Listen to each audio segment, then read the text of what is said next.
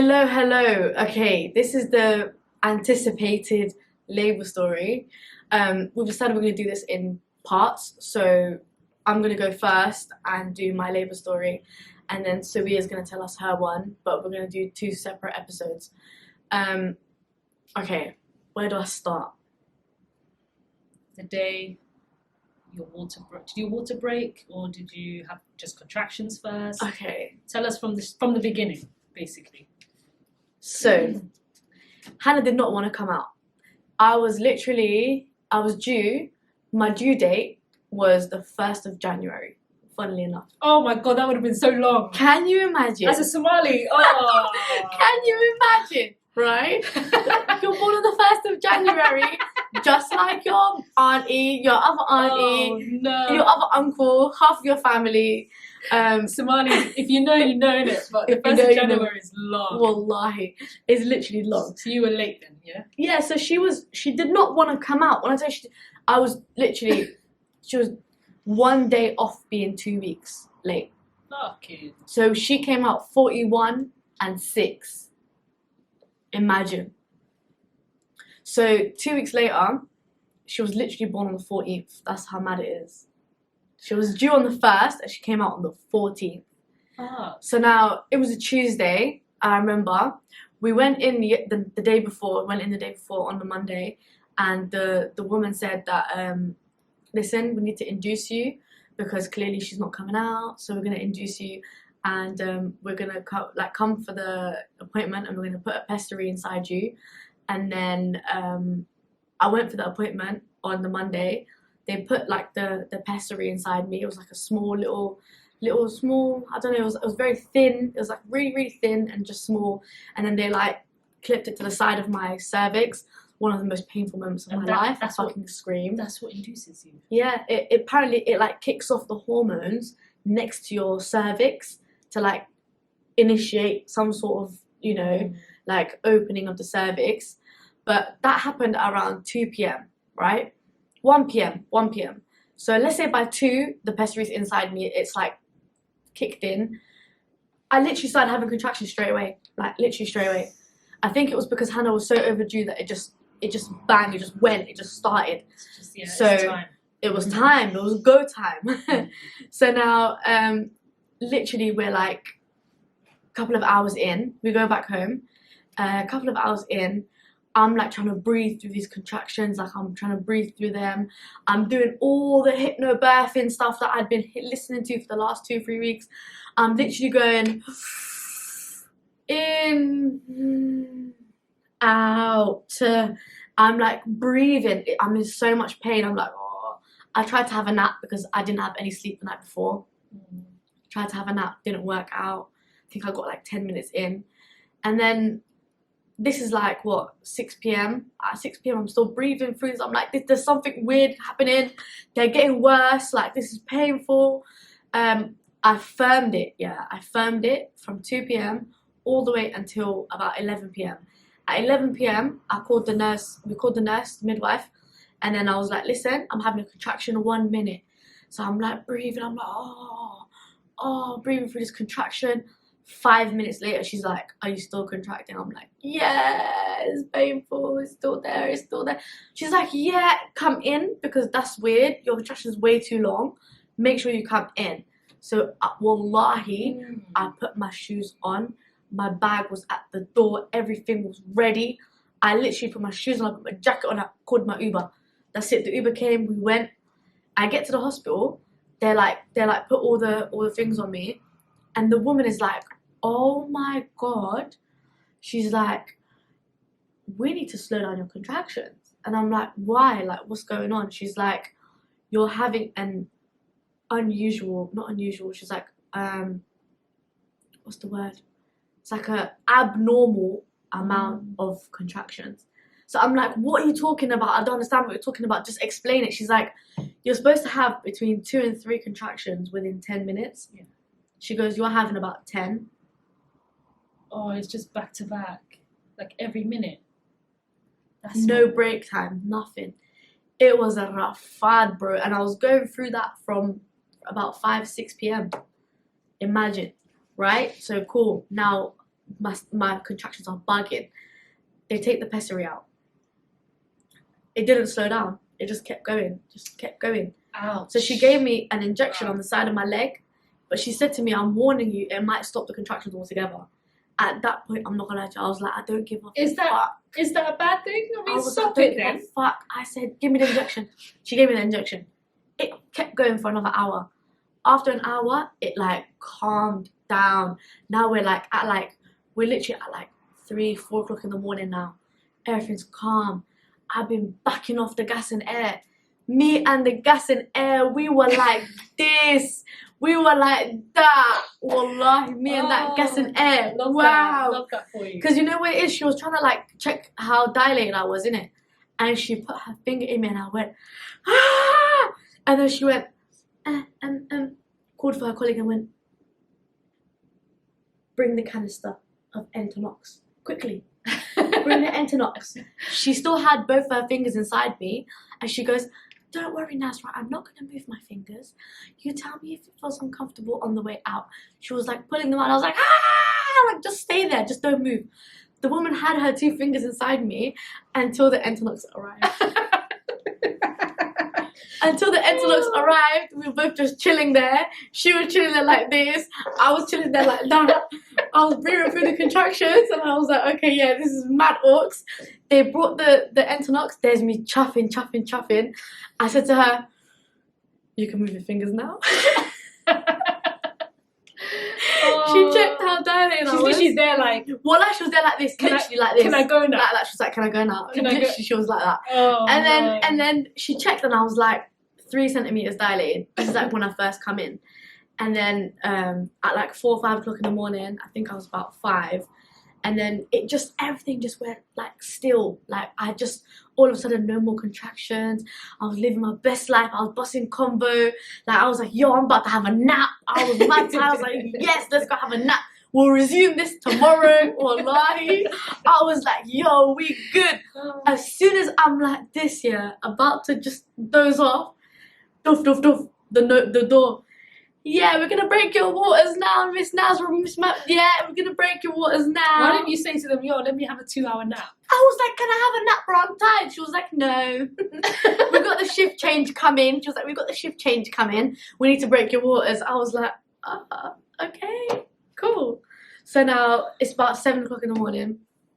I'm like, how many dilated? I was about 7 centimeters, right?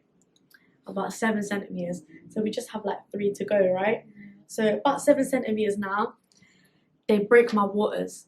So when I tell you the contractions that I was feeling before they broke my waters, There's nothing. Felt like a walk in the park. Yeah.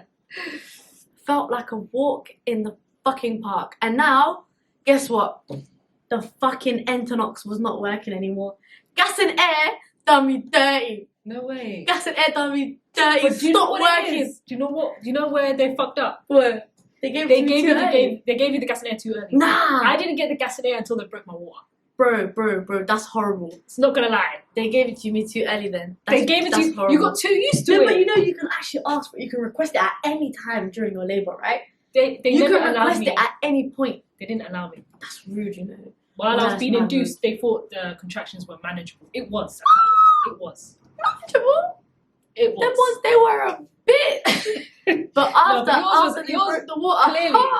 Yours was abnormal, clearly. Mine Can't was lie. definitely abnormal because if I had the 2 to 3 minute ones, she would never have given me the Entonox. Exactly. It's because I had the fucking 10 contractions in one go, bro. 10. Yeah, 100%. No, she said 8 to 10. It was well deserved. You know the squirting, like the one where it like measures the contractions. Mine was going phew, phew, phew. It was like non-stop, wallahi, non-stop. So okay, now it's about 7 o'clock in the morning. They broke my waters. Next level, wallahi, next level pain. How would you describe the contractions? Oh Like, my god! Try and describe the contraction because this is something like I can still remember how it felt, but it's hard to explain it. Okay, it's like there's 2 types of contractions, yeah. There's 3 types of contractions. There's the Braxton Hicks that you experience. That's like pretend contractions, yeah. like we're warming up, the warm up. Mm. That one is just like a hard feel. You remember, just like hard, like Tight. like a tense and tight sort of situation. Then there's the contraction that's like beginning of labor, which is like a pain that goes like from one side to the other. That's how I experienced it. But like the pain is more like, it's more like the worst period pain you've ever had in your life, multiplied by like 70 There's or levels. 80. There's levels. There's levels. It's like really strong period pains, and I feel like, you know, I'm not gonna lie. There's some women who go through it every month with periods, and I feel like they would probably. I think they are very close to the contractions. Yeah. Like my sister gets it bad every month, and I'm like, I feel like when it comes to contractions, you'll be able to know that. No, but even she's gonna be like, "Yo, this is nothing like my period pain." It's next level, but it's a familiar pain. It is a familiar pain. Like at first, I was like, "Oh, this feels like period pain." Yeah.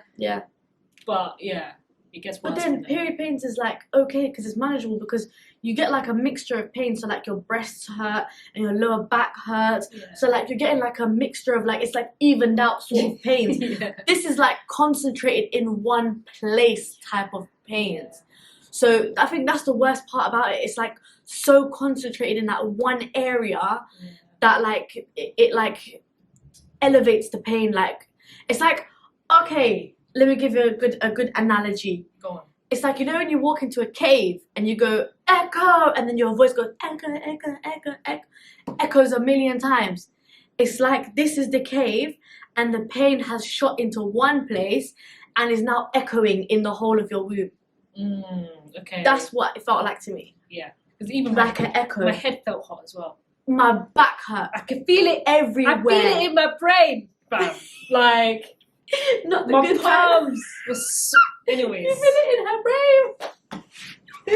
I felt it in my brain. Yeah, but he was describing something good. He was describing something not good. That's how bad it was for me. Fam. Like my head was hot. Yo. Now, okay, 7 o'clock in the morning, I'm like 7 centimeters, or I'm like between 5 and 7 centimeters. And then they broke my waters. Cool.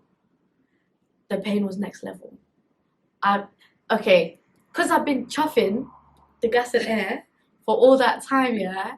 You thought that was how that's like, how bad the contractions were before. I was like, bring me the gas and air back. I said, bring me the gas and air back now.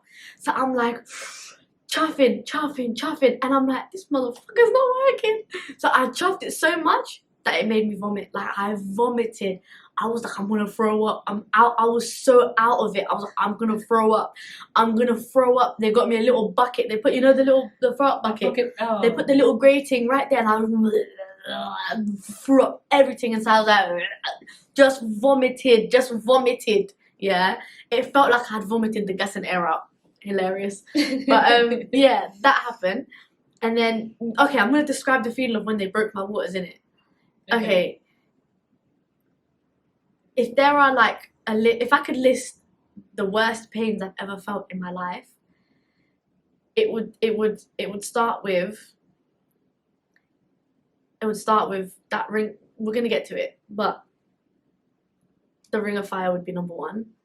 Number 2 would be them breaking my waters with that little hook thing. No. Yeah. Number 3 would be anyone's hand that entered my poor vagina. Yeah. Furthermore, I think the hand and the breaking of the waters would be on the same level, and there's nothing else that's more painful than that.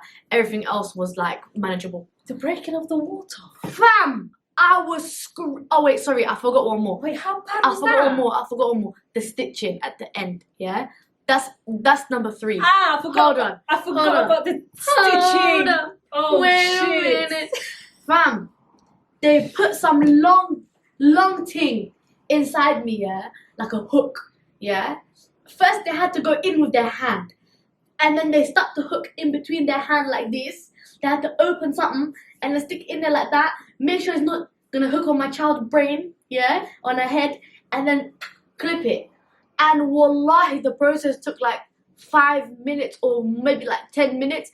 But I swear, that woman's hand inside me, I felt like I wanted to box her. But I wanted to kick her in the face. Wallahi, I was so angry, and it was so painful. Like I wanted to, you know, like I've never been that angry in my life. You know, you feel violated. I felt so, and it was so painful. Oh my god, I was so angry.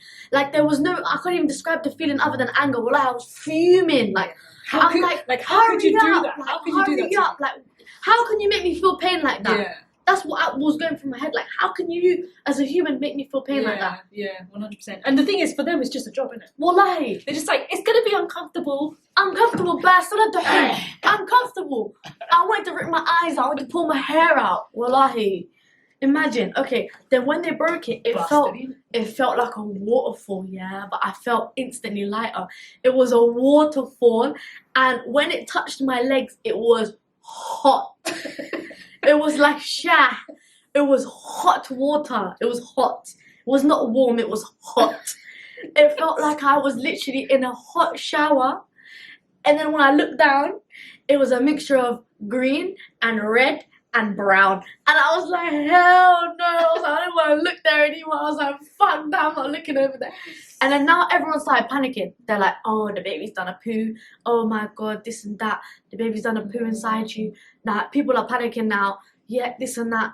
And I'm like, okay, so what now? She's like, we might have to go for emergency. I said, we're not going for an emergency C-section. I said, I'm going to push this baby out and you're going to help me. And ain't nobody going to tell me what, right? Yeah. Cool. Now, as I've sat there, by the way, I've skipped the word epidural because I didn't have one, right? Mm-hmm. So I've skipped the whole word because I don't have a memory of it because I didn't do it. There's a cut-off point, isn't it, at some point? Yeah, no, but before they break your walls, I believe. I think it's to do with the dilation. So like once you reach like 7 or 8 or some shit, you can't request an epidural. That's what I think. No, but they were trying to shove it down my throat the entire time. Really? They were like, epidural, epidural, epidural. And I was like, no, no. At one point, I was like, I did this to the woman. I did this. And I went like that. And I pointed at my mum. And the woman looked at my mum, epidural? My mum went, no. She said no. Another one came. She said no. Oh my god. At one point, I was screaming. I was like, I need more pain relief. The woman was like, yeah, but you said no to an epidural. I said, I don't fucking care. I don't fucking care. You need to give me pain relief. Fuck. I was screaming. Okay, I've skipped out bare shit. Who was in the room? My ex-husband, his mum, my mum. Lucky. This is just before COVID, yeah? So 3 people I had as like a support system, yeah? Things must be nice. Yeah, but things didn't really go very well right before I was giving birth because I was effing and blind and I cussed everyone out. I cussed every person out. So, okay, basically, they gave me fucking students. Okay, no offense to the students. I fucks with you. Mashallah, do your thing, yeah? Do your thing. Just not on me, okay? Why do I have to suffer? Do your thing, just not on me. You had like a trainee midwife. Here's me. They asked me, is it alright if we have the trainees in the room? I assumed they're coming to watch. Yeah. I didn't assume they were coming to participate. So, they've come and participated. Basically, when they saw the blood come out and, well, they popped my waters, whatever, they broke the waters. Now they've seen it's a little bit green. Yeah? Cool. They said, we need to monitor the baby's heart rate, otherwise we're going to have to do a C-section. I said, cool. They got the same thing that they were monitoring from before. They put that on. The midwife was angry because every time she let go of it, it would miss the heartbeat. So she had to stand there physically and hold it like this. She was tired because after 20 minutes, she was like, yeah, I don't want to do this anymore. So she got her colleague to bring this other thing and she was like, yeah, we're going to basically put it inside you and clip it to the baby's head. That way, we can hear the baby's heartbeat and we won't have to do this again. We don't have to hold it here. We won't have to have all of these things on top of you. How did they, what are they clipping onto the baby's head? Is that it's like, I don't know, wallah, I was so out of it at that moment. I said no multiple times. I did not want them to do that, yeah?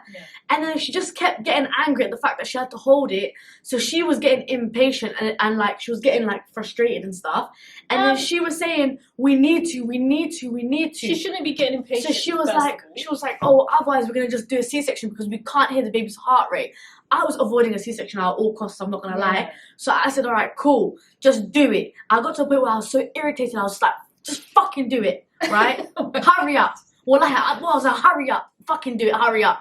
I turned into this mean villain. Wallahi, a fucking bitch. I turned into a bitch.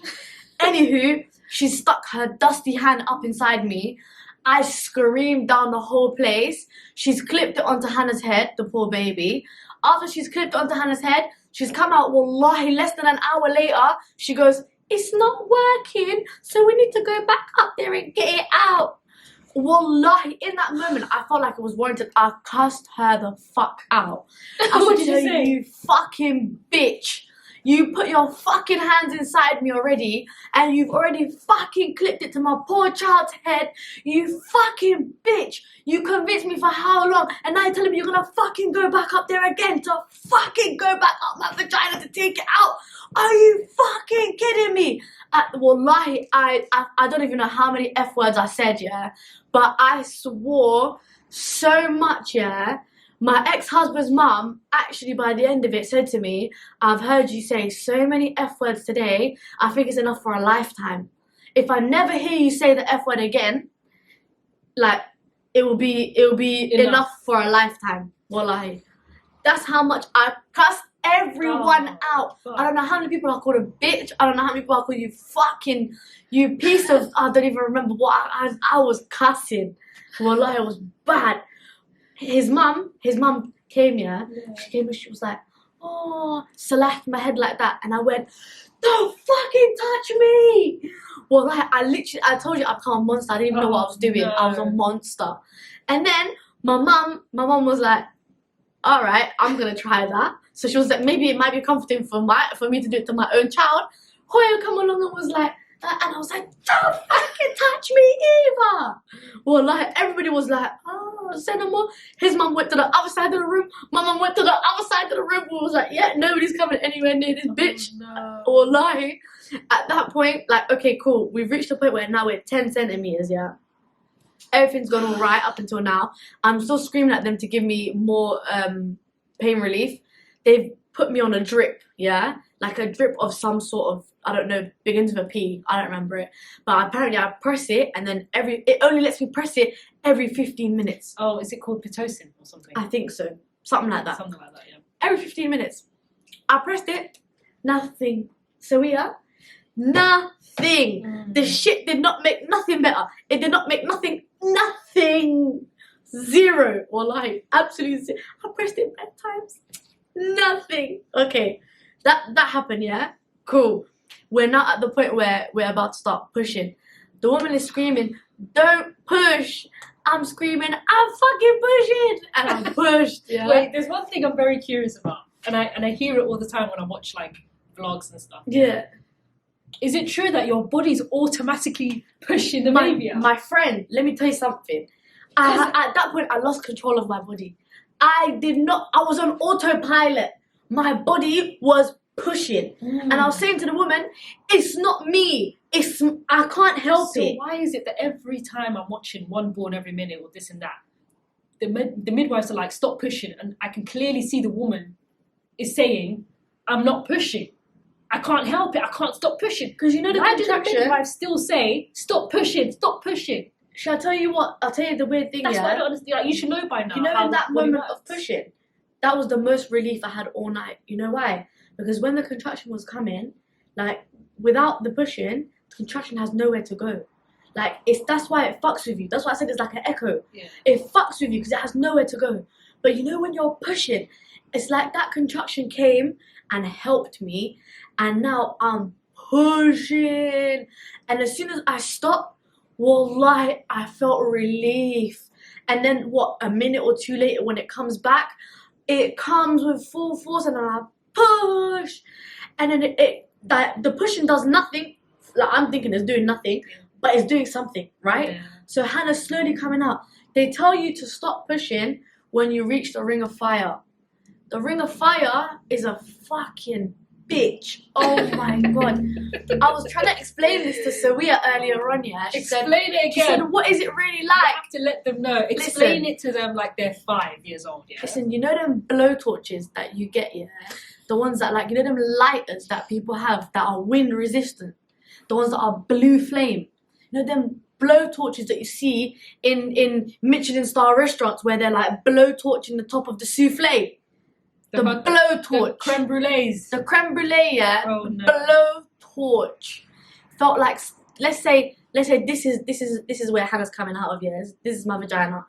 The blowtorch, actually, this way, yeah. The blowtorch is going all around here.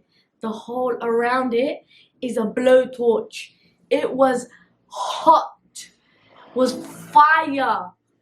Wallahi. You know when they say your Jannah's at your bottom of your mum's feet? Because your mum been through Jahannam already, bro. Yeah. Ring of fire, fam. Boy. Wallahi.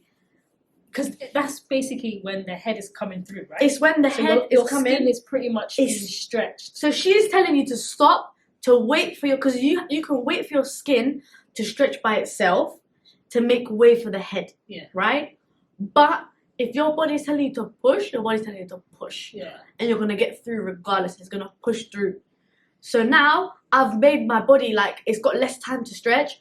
So I'm like, I'm counteracting it, basically. Yeah. It's trying to go this way, and I'm trying to go through it before it's ready for me to go through. So it's mad. I was pushing and pushing and pushing. I'm telling you, I don't give a fuck. At that point, I was like, I don't give a fuck. I was screaming, get this baby out of me. Or like, get this baby out of me. I don't give a fuck. Oh. That ring of fire was a bitch. But you know what? It was alright. The head got through. And then the shoulder. I thought after the head comes out, the rest just fly out. After the shoulder comes out, then it's like, bloop. Yeah. Then it's like the shoulders. So the shoulder was like, obviously she's small, innit? So she's like this. So this part come out. Look, they still look. And it goes wider at this point. Yeah, exactly. Yeah. So now it's gone wider, and then the shoulders like gone one at a time, but my body still hasn't stretched. It just about got her head through, right? Now the other one is coming like that. That's when it was like, ah, I'm screaming. The whole time, yeah, I had my ex-husband by the collar like this, yeah. I had him like this. He was on my right. I had him by the collar that whole time I was pushing. Like, I was literally there like this. He tried, I think he went to the toilet or something, and I was screaming, get back here now. I had him literally like this. He couldn't move. The guy was like that, yeah. He was literally like this. He was being a hell like that. I felt no two ways about it. If anything, I wish I punched him in his face, wallahi. I wish I could go back and box him, I swear to God. He got the easy end of the stick. He got the easy end. After I'm experiencing a ring of fucking fire, and you just got gripped up a little bit by a pregnant woman. Are you mad? I wish I boxed him, wallahi. Wish I took a couple of teeth out. Fucking hell. No one resents her partner more than a mother. Oh my God. Wallahi, if I could go back. You're looking at him like, it's all your fucking prick, wallahi. I hated him. I couldn't stand the sight of him, wallahi. But I had to have him there because I needed you to see what he made me go through. Wallahi. Give me a minute. You know, now when I think about it, it enrages me. Wallahi, if you're pregnant about to give birth, punch him, wallahi, I swear to God. You'll feel better about it later on. Especially if you get divorced, you feel better about it. At least I punched him. Wallahi. Elbow him in the balls real quick, or kick him by accident. Nah, because he's gonna be sat down. Wallahi, one bang. Don't even look, just go, wallahi, swing, just swing. If you hit here, wallahi, calm. If you hit him on the head, calm. Just swing. He needs to feel something. He needs to feel some sort of pain, wallahi. Swing, I'm telling you now. If you get the nose, even better, mashallah. Aim on point if you get the nose. But listen, so we are, bro. By the time she come out, yeah, I was finished. I was done out here. I had no sleep. I was khalas, rafat. I was done out here. It felt like one tahribe, bro. I'm telling you. By the end of that, yeah. So, after the baby came out, did you push out the placenta as well, or did it just come out on its own? And did it hurt?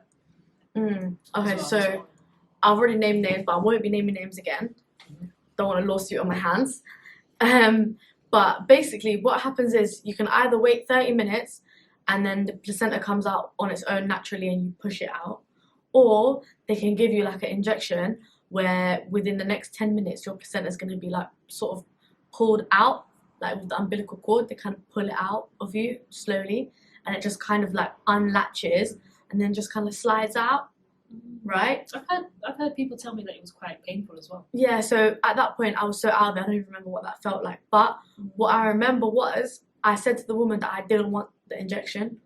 I told her no, and then she just looked at me and just gave it to me anyway. So that was like fucked up, because like I told you that I didn't want it, and then you just gone and done it anyway. Did you report? No, I didn't, because you know why? I was so out of it, yeah. Like, she could easily say that I agreed to it. There weren't witnesses. Do you know what I mean? Like, obviously it was on my birth plan. It was on my birth plan. I said to them I didn't want it, but I don't even think they looked at my birth plan. Like, I'm not gonna lie to you, I don't think they even like bothered to look at it. But because if the word no came out of your mouth, why did she still do it? I think she just said to me, it's good, it's what's good for you. And when because she was the same woman that was doing my stitching, right? So after after everything had happened, like everything was done, she came back to visit me, and she was like, "Are you alright?" And then I remember saying to her, like, "I told you that I didn't want it. Like, why did you do it?" And she was like, "Oh, because it was good for you." And at that point, wallahi, like, I was like, you know what? I don't even want to come back here. I was like, I'm so done with birth in general, like labor, birth, like this hospital, everything. I'm so done with it. Like, I was just like, well, I was up to here. I was like, just fuck them. Well, I hate, that's literally was my attitude. But really, truly, looking back, I should have filed a lawsuit. That is what it is. But there was no like medical negligence. Like, nothing happened to me. Like, it's not like they left a pair of scissors inside me or some shit like that where like it caused complications later on. It didn't cause any complications later on. I was completely fine after that. But it's just the fact that I didn't consent to it. Yeah, so that's the part that made me feel violated. That's a big problem. I can't lie. I didn't consent to it. I did not want it. And I made sure I did my research as to why I didn't want it beforehand. And I wrote it in my birth plan. And if you didn't read my birth plan, is that my fucking problem? Do you know what I mean? That's a piss take. I can't Well, I had a big piss take. But I don't know. Like, the whole of the experience, I'm not gonna lie, it wasn't the worst experience of my life, but it was fucked up. Like, birth is no joke, guys. Wallahi, like, people glamorize having kids like as if it's like a fucking Hermes bag. Like, it's not. The children are not an accessory. Like, what it takes to get there, like to have this child, the amount of shit it takes just to get there, like, is wild. Like, it's mad. It's not a joke. You have to want this child. Like, even if the child like was conceived accidentally, if you chose to continue with the pregnancy, you chose to keep the baby, you should want it. Yeah. And if you want it, going through all of that madness is going to be worth it. Do you know what I mean? And looking back, wallahi, I'm still traumatized, but is what it is at this point. What was you going to say? How much did you tear? Like, what kind of degree? Was it first degree, second degree, third degree? Second degree. Second degree. It was a second degree tear. And basically... How's the stitching like? Please. Do they numb you? Like that? I think that for me Have is you ever my had worst local nightmare. anaesthetic? No. Never. Like, have you gone to the dentist and then they put like an Okay, I injection had it in in my you? gum. Right? I had it in my gum. So your gum, you can feel that it's gone numb. Yeah. You don't feel nothing gone numb down there. You feel everything.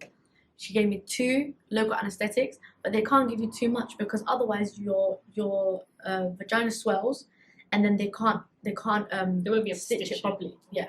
So I fucking felt everything. I cussed her out while she was doing it as well. Said to her, hurry the fuck up. What's taking you so fucking long? God. It's like a never-ending torture, bro. Literally, it's like I've just gone through all of that. The ring of fire. Contractions. it doesn't end after the baby comes out. It didn't end. Do you know what? I'm not gonna lie to you. And then you got to stitch up. If No, forget about that.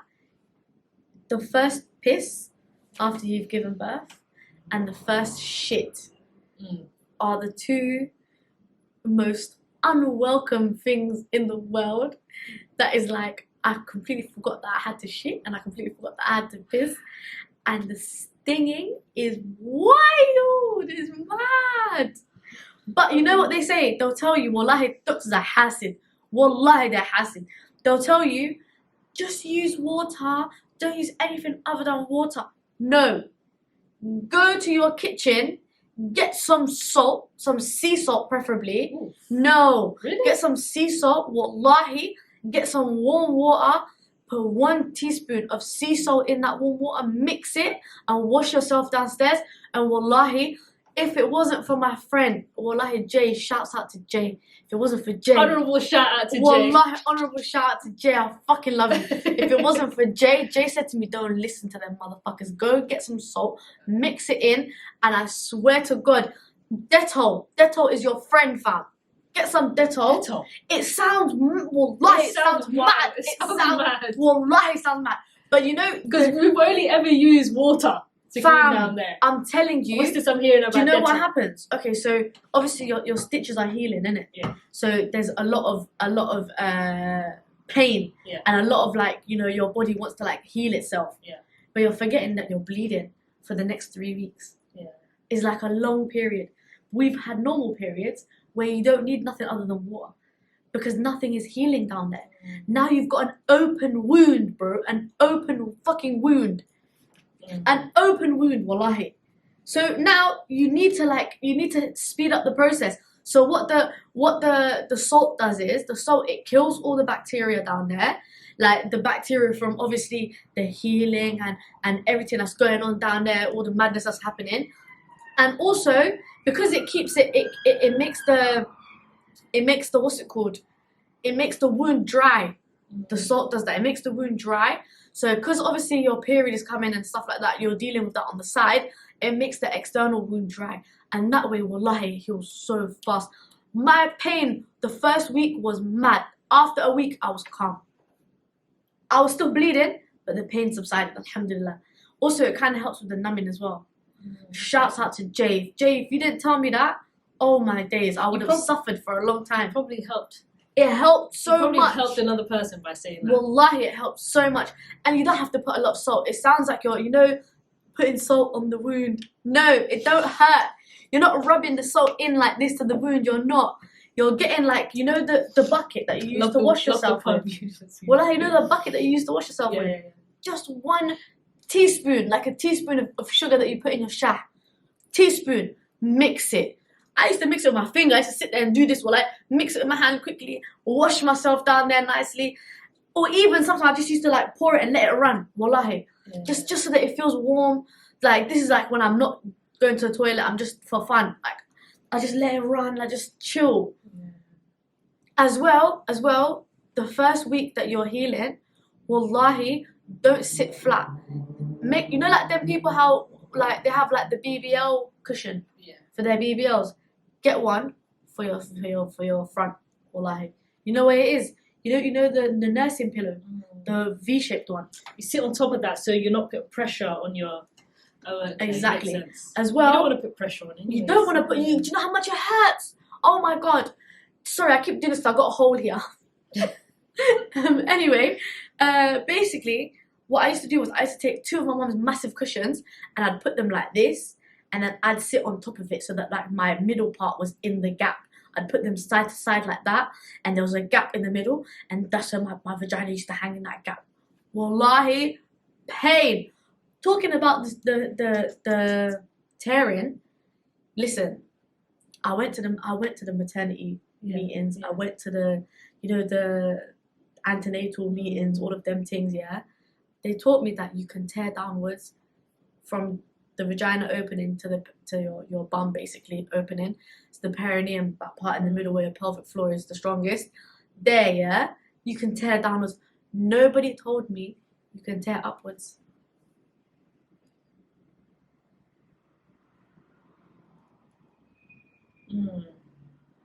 can't even imagine the pain, you know. I'm so sorry. Imagine peeing the first time. No, it must have stung like a bitch. Plus, they put a catheter in you as well. At some point, they put a catheter in you. The catheter is a bitch. Catheter hurts so bad, wallahi. It almost feels like a urine infection when it comes out after. The whole area just hurts. Just needing to pee hurts. Wallahi, it's not nice. It's really not a nice feeling. It's really not nice. So after a week, you would say you were feeling a lot better down there? I was feeling much better down there. It's because of the salt that I was using. Wallahi, it's because of the salt. I swear to God. If I was just, and also I was popping 2 paracetamols and an ibuprofen. But I realized that ibuprofen was fucking me up, so I stopped taking ibuprofen after that. After the whole birth ordeal, I haven't touched ibuprofen since. Really? It makes me swell. My foot was swollen. My foot was this big. Wallahi. My foot was this big. I had to go back to the hospital 5 days after I gave birth, and I ended up 5 or 10 days, I can't remember, but a few days after I gave birth, I had to go back to the hospital, and I ended up spending like a good 6 or 7 days in the hospital because of that. They thought I had a blood clot, and then you know, like when you're getting an ultrasound scan, they had to do that, but like from the inside of my leg all the way down to the bottom of my leg to see if I had a blood clot in my leg. The worst pain ever. I was bruised for weeks. Oh my days. It was so peak. Oh my days. Shouts out to the porters that was like literally pushing me in that wheelchair with Hannah, like pushing me in the wheelchair all the way to wherever I needed to go. Shouts out to you, man. But like, it was mad. It was mad. Oh God. Well, like, traumatic experience. Fucking traumatic experience. Never in my life have I ever spent a night in the hospital until that happened. And staying in the hospital was quite depressing in it. I can't lie. I hated it. I hated it. It was mad sad, honestly. Yeah, that's basically my birth story. I soldiered it. No epidural. Savaged it like an animal. I figured if hundreds and millions, billions of women have done it before me. That's the one thing I kept trying to remember as well. What's stopping me? I'm not the first person to You're to really go not through the this. first person. Yeah. You're really not the first person. So that's how it happened with me, wallahi. Ring of Fire is a bitch.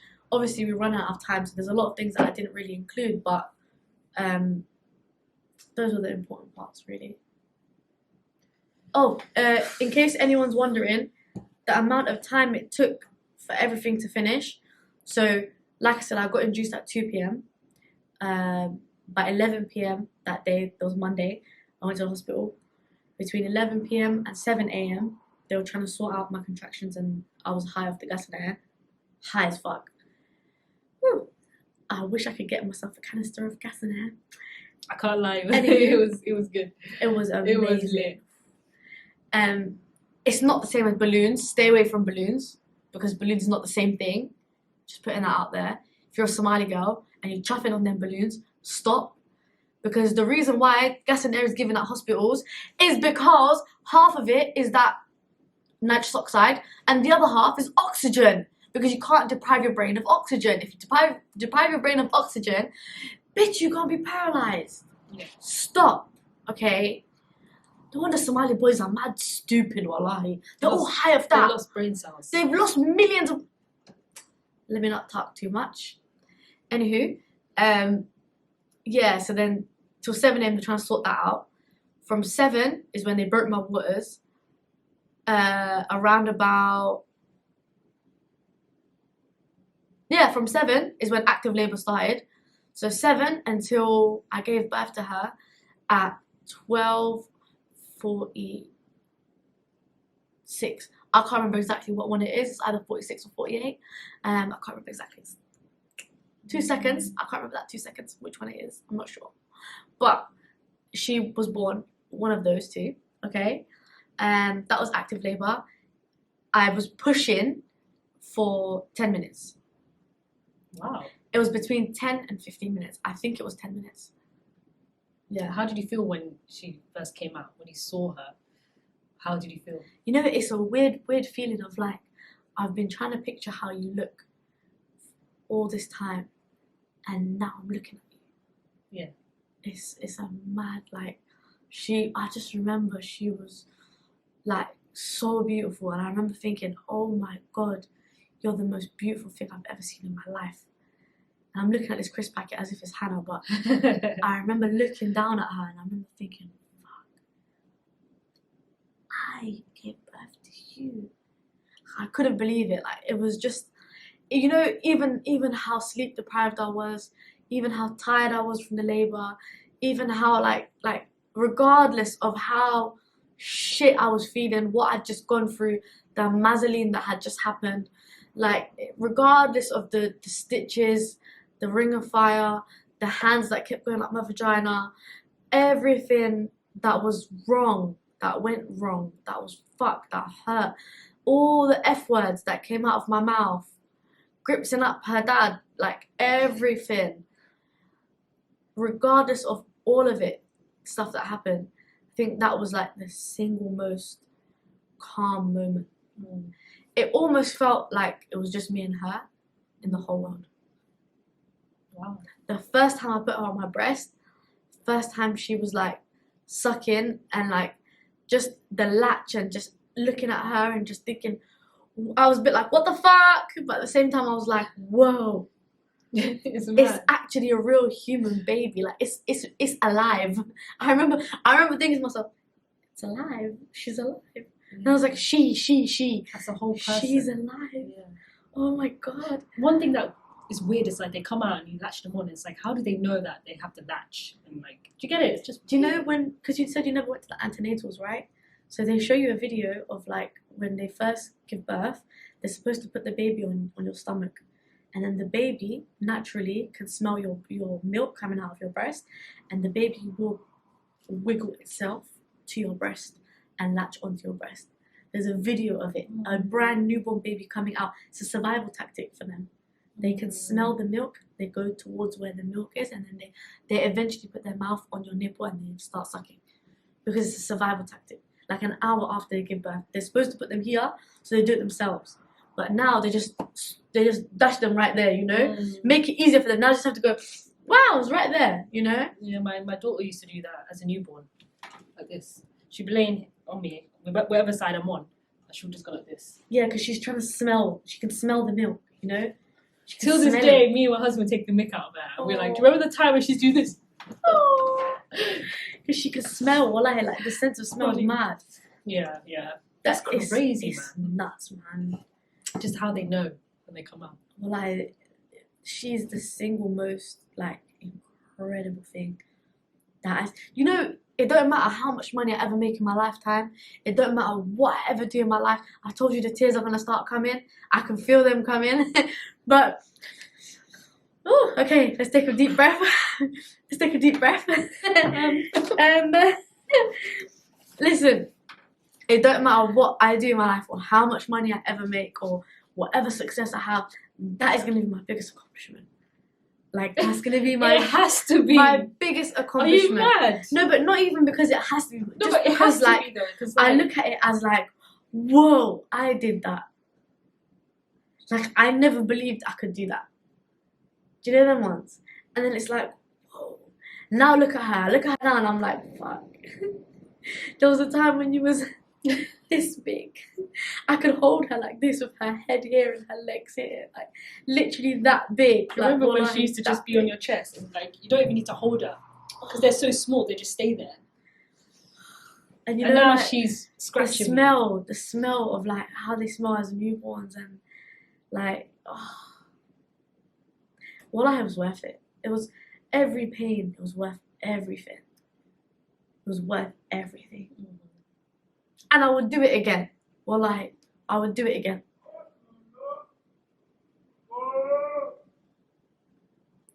Okay. Yikes. So I would do it again, wallahi. I would do it all over again, 10 times over. Do I have any more questions? No, I think that's it. That was it. You successfully evaded the tears. Yes. Can't be crying on YouTube. Wow. The whole story is fucked up, man. Yeah, I can't even imagine pushing out a baby, That's what I was preparing for in the beginning, but then mine turned out completely different. So now I'm still intrigued about natural birth because it never happened to me. Do you know what I mean? Can I have another one and give it a go? Hmm? Can I have another one and give it a go? I'm okay, now. I'm alright. I'm not gonna lie.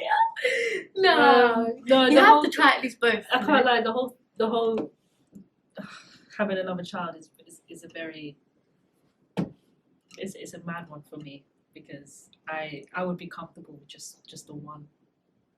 You know, as well, I completely agree with you because I'm so comfortable just having one.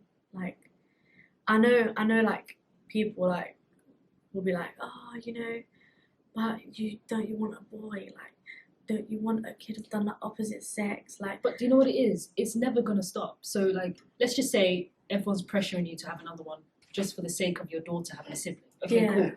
You get pregnant again. You give birth. It's another girl. Okay, cool. She has a sibling. Then what happens? Someone's gonna be like, well, you need a son now. Yeah. Now someone's gonna be like, well, don't you want a boy? So you try again. You have a girl again. So now you have 3 kids. So now in your head you're thinking, I'm not gonna stop until I have a boy. So you have another one. It ends up being a girl. Listen. Now you have 4 kids. By the time you have a boy, you're on your 6th child. Oh, that's how it happens, I think. I think that's genuinely how it happens. There are some men out there that want their wives to have a boy, so they just keep getting pregnant. Can you imagine? Because that's who's going to continue. And she could have line, 6 kids before having a boy. I'm sorry. Listen, I already said, like, I'm willing to have another one, but, like, first of all, I have to be financially stable. Second of all, I have to be with the love of my life. I will not deal with any more. What's a nice way of saying it? Is there a nice way of saying it?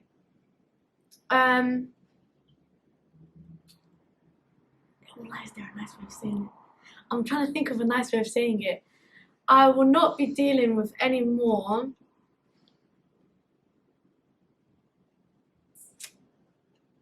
Wow, there's no nice way of saying it. I've really thought it through. So let's just say, I'm going to go with the positives.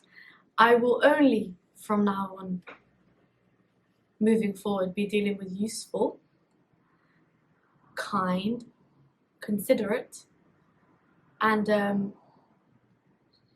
men that have common sense and home training.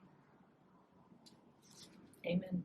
So unless it's somebody that I find who, has all of those qualities and is a great person, I will not be having any more children with anyone. It's fair. I mean, yeah, everyone deserves that, innit? There's only so many court cases people can deal with. All right, that wraps up the end of our episode.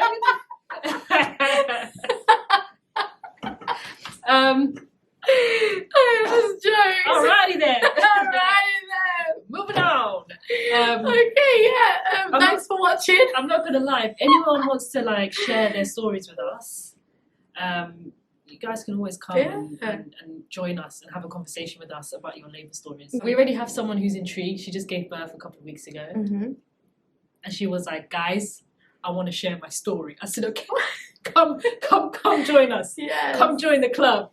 But yeah, if anyone has any interesting stories about motherhood, or if you're a midwife and you work in healthcare, or if you're a doula, I want to speak to a doula. You know what? I want to speak to a doula. I actually spoke to a doula, and I asked her if I could hire her, and you know what she said? She said, my rates are... Basically, what she does is, she follows you along your whole pregnancy. Yeah, like she'll come with you to the appointments and shit like that. And then on the day that you're giving birth, she'll be with you from the minute you have contractions until after you've given birth. So that could be 24 hours, that could be 3 days. You don't know how long that is. But she goes, I don't charge, that's a flat rate, because I charge a flat rate for that, because it's from the beginning to the end. Yeah. And then she comes to you however many times you want after you've given birth. She told me just the pregnancy checkups and the birth, I think she's saying like $1,500. 1,500,000. And I was like, Some people, I've heard way more than that. Some people are paying 10k, but they split it for like, I don't know, the first 6 months after birth though. no, wallahi, I think So that's they're there worth all it. night. No, it's worth it. Wallahi, that If is you've got the so funds, worth it. It's worth it because they're gonna stay Oh. up all night with the child, and you're gonna be able to rest. Or you could stay up all night, and then your doula takes over when in the morning, and then you get some rest. No, honestly, I think that's so worth it, wallahi. Like, another thing is as well, yeah, like, obviously, we need to have a whole topic about how giving birth and having a child affects a marriage, you know, and all of those things. But dealing with that on your own and not having the support, wallahi, take it from me, it's not the one, right? So my advice to all you young ladies is, yeah, I know people say money isn't everything. Money is everything, because 10k can buy you, wallahi, is priceless amount of help. Because I'll always say this, you won't know how it feels until you're experiencing it. Until you're in it, you won't know how it feels until you're in it. You can judge anyone and say, I wouldn't do it that way, I would do it this way. But until you've experienced it, wallahi, you cannot say shit about it. And the level of tired, the level of fatigue, the level of like mental, like you feel like your brain is like fuzzy in it because you're so sleep deprived, you can't even think straight. Wallahi, someone saying to you, I've got this, like I'll do it, I'll keep the baby overnight, regardless of if you're paying for it or not. Like somebody doing that for you, wallahi, is just fucking priceless, wallahi. At the same time, it's quite hard because when I was at my mum's in it when I gave birth, and during the day when I was trying to get some rest, and every time I heard Jenna crying, Yeah. I'd feel a bit guilty, like maybe I should go downstairs and get the baby. Yeah. But then I'd be like, no, Suya, rest. No, you have to. So like if I hired a doula and she's like, okay, go to sleep, I'll see you in the morning. Small, I'll be trying to sleep, but I'll be like trying to listen out. Like, is No, she because okay? do you know where it is? You would have known this doula for the last 9 months. Yeah, true. So you wouldn't have just met her and then now you're trusting your newborn with her.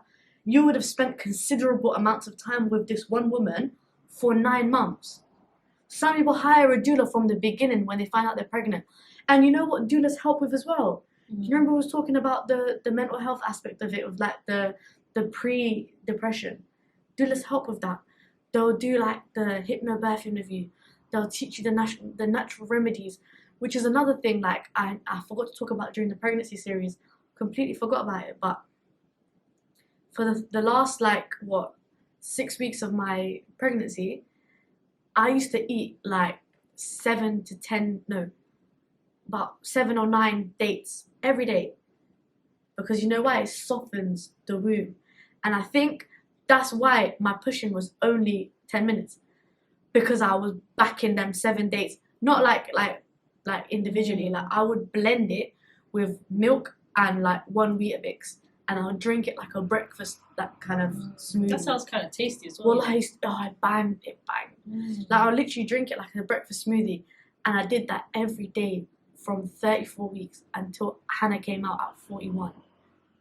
So like I think that actually contributed to how quickly I pushed her out, wallahi. It really did contribute. So there's stuff like that the doula will tell you. Like the doulas will teach you all of these things. You don't have to go to antenatal classes because you have an expert with you. That you can call at any time and speak to at any time, who's like your counselor, your therapist, everything in one.